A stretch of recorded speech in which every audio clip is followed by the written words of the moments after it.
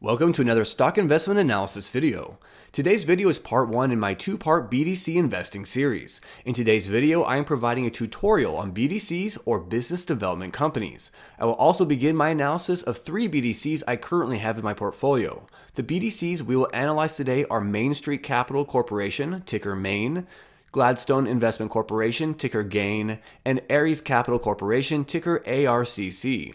2 of these, Main and GAIN, pay a monthly dividend and also have special dividends. In this video, I will explain to you what a business development company or BDC is, a summary of how to analyze one, and a comparison of Main, GAIN, and Aries looking at dividends and price performance as well as NAV, NII, the non-accrual ratio, and weighted average portfolio yield. If you have no idea what one or more of those things are, then you're in luck because we will be discussing all of this in today's video.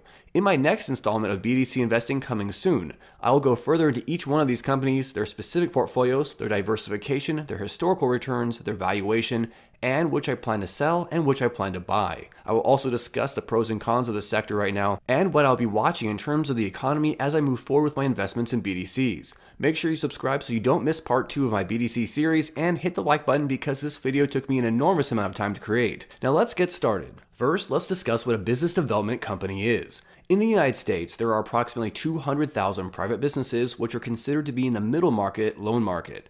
These companies in the middle market are not large enough to receive large bank loans which banks regularly give out.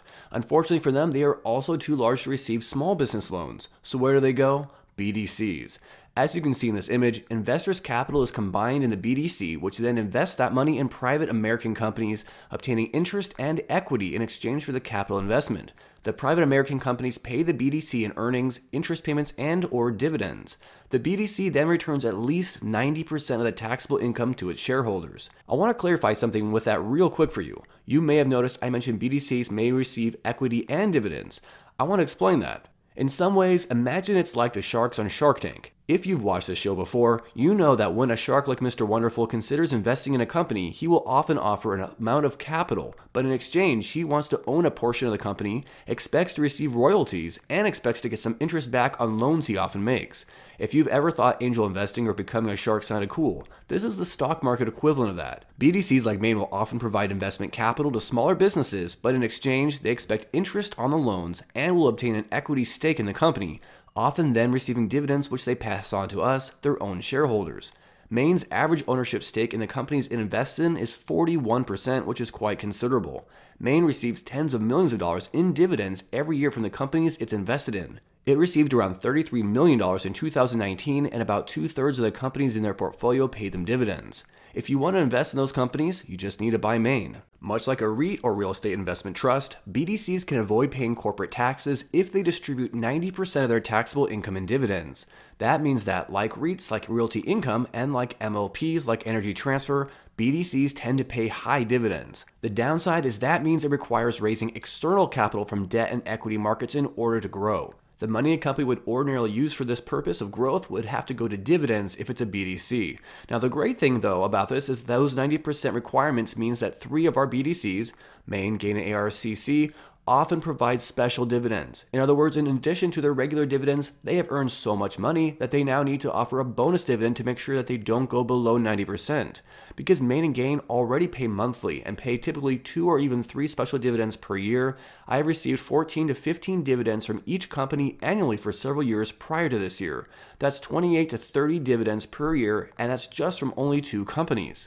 Now, before I start analyzing Aries, Main, and GAIN, I want to emphasize that all investing has inherent risks, and BDCs are more risky than many other forms of investing. It is important you do your own research and understand what you are investing in prior to doing so. Companies which pay higher yields may be more susceptible to risk, especially in times of economic crisis like what we see now. Why are BDCs risky? Their business model is based on providing high-interest loans to smaller companies that banks won't offer loans to.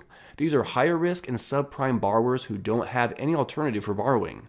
If the economy collapses or is on the verge of serious problems, perhaps like right now in 2020, this sector becomes precarious. This is why investing in high-quality BDCs is especially important. Some high-cost BDCs are over-leveraged and stretched thin. They take on riskier and higher-interest loans, often offering loans to already strained industries like the oil and natural gas companies. Those BDCs are the companies most at risk for cutting dividends and diluting their shares to raise more capital, which is dangerous to your total returns. Another risk is most BDCs currently on the market today began after the 2008 financial crisis. This means that they are unproven. Two exceptions are Maine and Aries, which weathered the 2008 crisis, and we discussed in today's video. One thing to consider when choosing a BDC to invest in is whether the company is internally or externally managed. If it is externally managed, you can generally expect higher fees which eat into the profits. You may also worry about conflicts of interest between management and the company and its shareholders. You want to check what the annualized fees for the portfolio are. For example, while PSEC has a high fee of 3.64% several years ago, Aries was more mid-level at 2.85% and Gains was quite low at 1.38% and Maine was around 1.5%. Gain has a base management fee of 2% and Aries has a current 1.5% base management fee. One important metric to consider for BDCs is known as the weighted average portfolio yield. What does this mean? This is the weighted average yield on that BDC's loans and other assets in their portfolio. If the yield is very high, it generally means that the loans are riskier and are therefore higher interest. If we are looking for safer and higher quality loans, the yield is usually lower. For comparison, the BDC industry portfolio yields are typically between 13 and 15%. That means that if we are looking for something low risk, we want to be looking at something at or below 13% to be at the low end of the industry. How do our three BDCs compare? If you look at this table from Aries, you can see that in Q2 of 2020, their weighted average yield of debt and other income was only 8.9%. The weighted average yield for total investments was only 7.7%. You will also see it is lower now than at the end of 2019, which shows that they've moved towards a more conservative approach. I see this as a positive.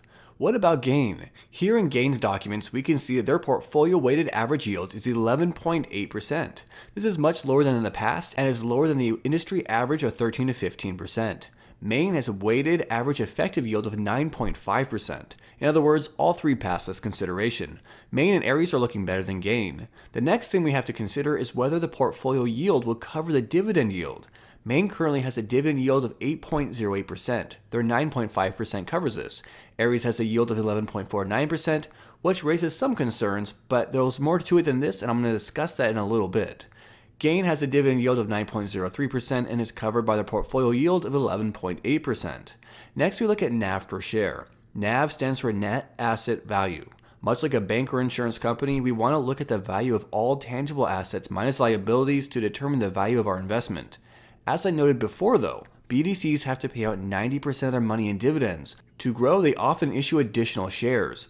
What that means is we want to make sure that, despite issuing new shares, the value of each share is rising over time, not decreasing. If it is decreasing, we know that we will likely lose our investment value over time. For a BDC, we are usually looking at low to mid single digit growth in NAV per share. So, do our three BDCs show NAV per share growth? We are looking at information from bdcinvestor.com for Gain. If you look at the chart at the top, you can see quarterly growth up until 2019 where it plateaued a bit. Now in 2020 it has fallen, but that is of course due to the economic and health crisis. Because I expect a recovery, I don't count that drop against Gain. Overall, I see growth here which is positive. If you look at the top of the table below, you can see that their NAV per share grew from Q3 to Q4 of 2019, but fell down to about $10.87 most recently. Unsurprisingly, net operating income or NOI and earnings per share or EPS have also fallen. Again, the numbers here look bad, which is why the share price has fallen so much. We invest not for the present, but for the future, so whether you expect a rebound for the financial sector will be an important consideration for whether you invest in this company. Now let's look at Aries. Here you can see the drop in 2008 for the financial crisis. By 2010, it had jumped back and has slowly grown ever since up until 2020, when we of course have another drop. Aries shows good growth, and if you look at their net operating income and earnings per share at the bottom, you can see that they have fared far better than Gain. Last, we have Maine. They have the strongest growth of any of the BDCs in terms of NAV per share. It also took a far smaller hit in 2008 than Aries and recovered more quickly. NAV of course has declined in 2020 for them as well. As I mentioned, I see 2020 as temporary and therefore do not count it against their growth history. What I want to see here is just overall, across their history, are these companies growing or diluting their NAV per share? All three are growing and Maine is at the fastest rate. The next BDC metric we want to consider is price to NAV. Think of price to NAV sort of like price to earnings or price to book for analyzing other companies. Price to NAV is a sort of valuation metric. We want to see how much NAV we can get for the share price. However, unlike common stocks like Apple or Microsoft, lower is not necessarily better. This is because investors tend to value good management teams and conservative portfolios when investing in BDCs. What this means is a low price to NAV often means that BDC is low quality and maybe a risky investment. A company trading at a premium, while expensive, is often the safer investment over time. A conservative approach is to look for a price to NAV of around 1 or perhaps even higher. For comparison purposes, the average BDC is currently at a 0.75 price to NAV. The lowest is CPTA at 0.26. How do our three line up? Gain has an average price to NAV of 0.89. If you look back to 2015, the current is 0.85, which places it just below its typical price to NAV.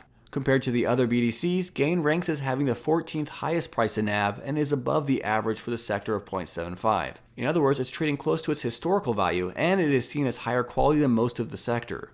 Aries is currently at 0.87, but it usually trades at 0.99. It is currently ranked number 10 amongst its peers. This means it is trading at a much better valuation than typical, and it is seen as more of a premium BDC than Gain and most of its peers. Last, Remain, the average is a huge 1.42 and the current is 1.47. That means that, despite the current economic distress, it is actually trading even higher than it usually does. It has the absolute highest price to NAV of any BDC and by quite a large margin. Investors see it as a best in breed and a very high quality BDC. Main is known for having one of the least risky loan portfolios, one of the most secure dividends, and one of the safest payout ratios. The question for you as an investor is whether a top BDC is worth such a high premium. Our next BDC metric to consider is the non-accrual rate, or the non-accruing loan ratio. This number tells us how much of the loans owed to the BDC are in default. Obviously, we want this to be as low as possible. Defaults on the loans owed to our investment company means less money for the BDC, which means less money for us as the investors. So, how are our three BDCs doing? Gain has a non-accrual rate of 14% and non-accruals at fair value of 10.1%. That is very high. Compare that to Aries, a higher quality BDC with 4% at cost and 3% at fair value, and Main with 5.3% at cost and 1.3% at fair value. These rates are all, of course, much higher than we've seen in the past decade and are the result of the current crisis. If you look at this chart, you can see that the non-accrual rate for Aries' portfolio in 2019 was 0.2% for quarters 2 and 3. This is what we're usually seeing and what we usually want to see. These current higher non-accrual rates are our opportunity to see how these BDCs do at their worst. Aries and Main are clearly doing better with their portfolio companies continuing to make payments than is Gain. As a final BDC metric we want to consider, we have net investment income, or NII. Although some BDCs like Gain generally report data in terms of NII, some like Main tend to report DNII, or distributable net investment income. Why does net investment income matter? Because it is what the BDC pays its dividends out of. We want to ensure that the BDC can cover its dividend payments to us. When you are analyzing a BDC, make sure you look at this instead of an earnings-based payout ratio. Doing so will provide misleading information. Look at the earnings payout ratio for Main at this moment. The current trailing 12 months is negative 208%. Gain comes up as negative 210%, and then Aries comes out as being positive 1,600%.